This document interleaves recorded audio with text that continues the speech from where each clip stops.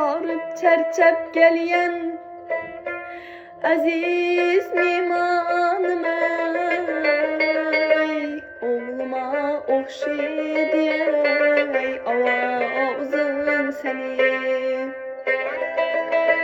Tez haberin bir gel, çıkmaz din canım ey, balama okşi diyey avazın seni.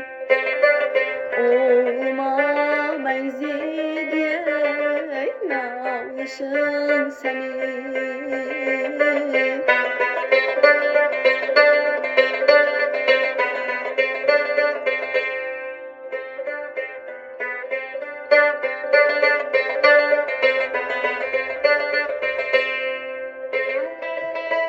Evvel başlap menin nazım gitip dur, könlümden urdagi ağzım gitip dur.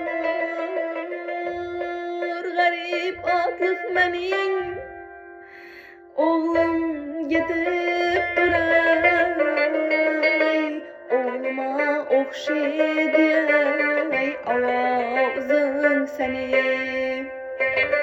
Garip ol mengzidi vay nağlışın seni. Oğluma